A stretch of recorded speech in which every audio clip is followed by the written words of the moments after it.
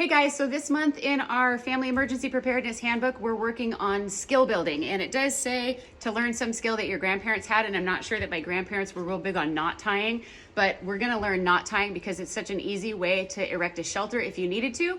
And we have a great knot that has worked out really well. It's ideal if you have two trees to tie between. Sometimes you get the one knot done, but you can't figure out how to get the other side tied enough to actually be functional. So this knot works fantastically, and it has two quick release loops on it. So we're gonna put up a little shelter here and teach you guys how to do it. So this is my friend and coworker, Jason Alamand, and he is setting up a life tent right now. And one of the things we figured out with the life tent is this little piece of paracord that comes with it is only 20 feet long, and it's really not adequate to put between the trees that we have available to us. So you might want to consider getting additional paracord if you're going to build something like this. Paracord is a lot lighter than rope, and so it works really well for that. And then the other thing Jason is going to try to figure out how to do is to get the paracord through this tiny little loop. And the reason we're looking at a life tent is because it's very compact and lightweight, and it is made out of some thick mylar. So that's going to help keep you warm if you already have body heat. Mylar doesn't work well for retaining heat if you're not actually producing it. So once you are hypothermic, mylar is maybe not as useful. So Jason's got to figure this out. So he's using a pen just to slide through and feed the paracord. Okay, so we're out in the back of our facility here, and we found a couple trees. We're gonna put our tent up, or our shelter up, between these two trees, and we're gonna walk you through the steps. Like I said, this is a super simple knot, and it has quick release, so your cord will be good. Again, you won't have to cut it.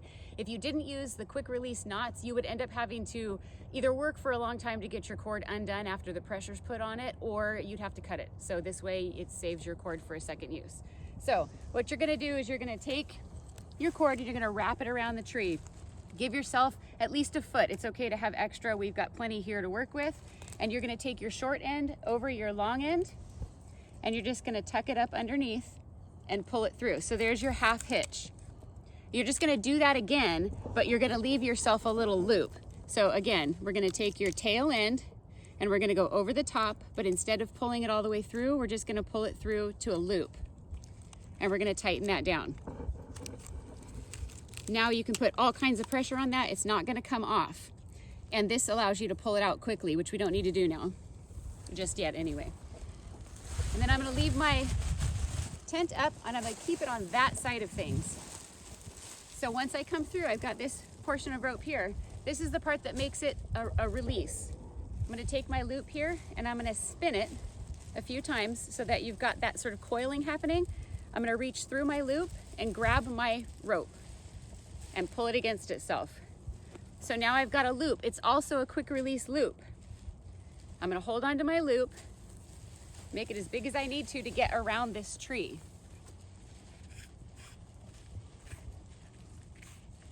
I'm a tree hugger.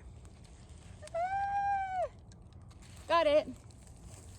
Get this over here and hand it around to myself since we've got all of our length here. So now I've got my big, huge loop here. It doesn't have to be that big, but I needed to hold it around the tree. I'm gonna put all of my rope through it. And the reason is, this is what's gonna give me all my leverage so I can tighten this up as tight as I need to. It's best if you can keep this part, this little knot, a little bit small. This is our loop.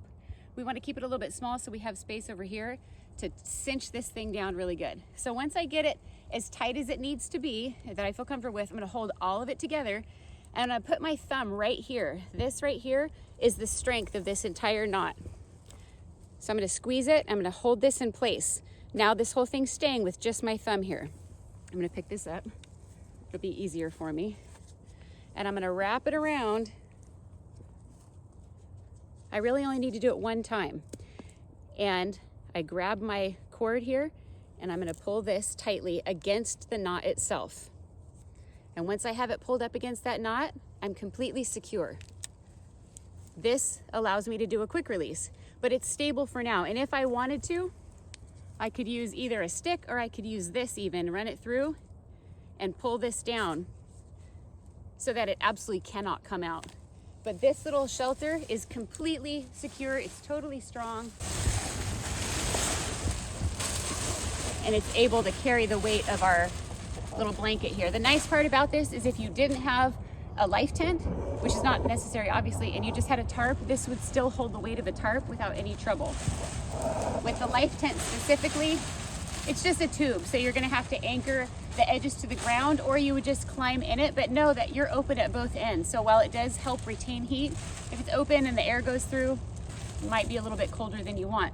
The reason these things are blaze orange is because blaze orange is not a naturally occurring color. It makes it really easy for search and rescue to find you if you are out with something like this. So knot tying, along with many of your other skills, they're perishing, meaning if you don't continue to practice them and keep yourself fresh on them, you forget how to use them. So find a knot that's easy. This is a super easy knot. Learn how to do it and then practice doing it regularly. It's just part of that skill developing that will really help you in a disaster situation.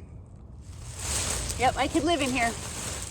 It is also worth mentioning that once these are set up, they're really going to be a single person use, perhaps two small people. What we did was took a couple boards and just laid them on either side to keep it open enough to get in. The other thing is, it really is just mylar. It's thick mylar and it can be reused, but it wouldn't be hard to puncture something like this. So just kind of have to decide what you think is best for your family and your own personal preparedness plan. Okay, so I'm just going to show you really quickly how easy it is to release this particular knot. I used my little piece of cording here, or my tube here, to keep my knot from slipping. But once I have that out, I can pull this, that whole thing pops. I'm gonna take it out from my big loop, back around the tree. I'm gonna come back down to this, woo! I have a kite. Back down to my knot here, and I'm gonna pull that, so my little knot there is gone. Just gonna set this down. I'm gonna come to my other end where we started, and now I have this loop, and once I pull that knot, the whole thing releases and I have my entire length of paracord so I can use it again.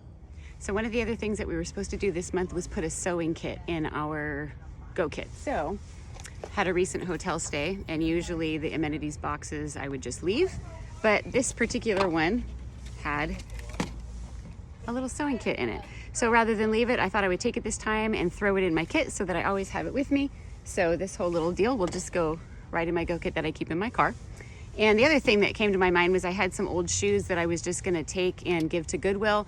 And I thought, well, I guess I just throw them in my vehicle so that I always have an extra pair of shoes with me. Sometimes I've got shoes on that I really wanna walk 20 miles in, but having an extra pair of shoes, even an older pair that I don't really wear anymore, it doesn't really matter at that point. I'm not missing them at home, and I can use them if ever the situation arose that required it.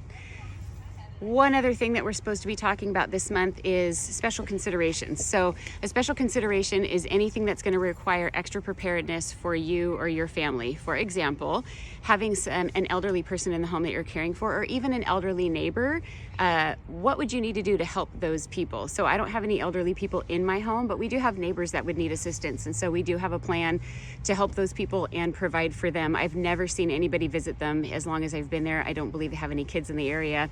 And I don't think that they really remember us. So we are just planning for them, even though they don't know about it. In addition to that, if you have children that need extra help, what would you need to do to help a child evacuate? Those are the things that you're going to consider. What can they carry? What are they capable of? What things would they need with them? Probably more comfort items as well as some of the fundamentals. If you have pets, you need to have a plan for your pets. If you have a lot of large animals, you need to plan for those as well. If you have cattle, that's included.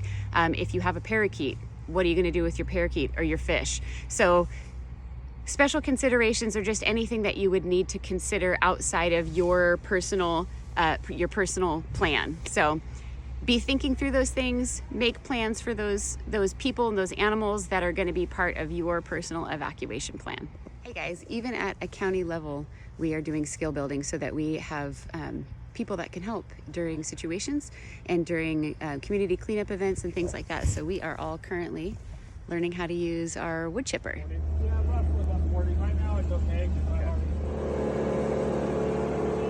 And out at emergency management, we have search and rescue people out here working on their skills, a couple of drones up in the air, so that we're all a little bit more useful and able to serve in the community. If you have ever wanted to serve in the community or be part of our volunteers for emergency management, you can apply through our HR department by going to Josephine County's website, to HR, and then to the volunteer application. You put emergency management at the top, and we love to have people come out and be a part of what we do. We also have people that volunteer for working the emergency call center, and you can volunteer for emergency management and act in that capacity as well. We would love to have you. Application process is the same. So consider being a part of a community response and volunteering for the county to help during our large disasters.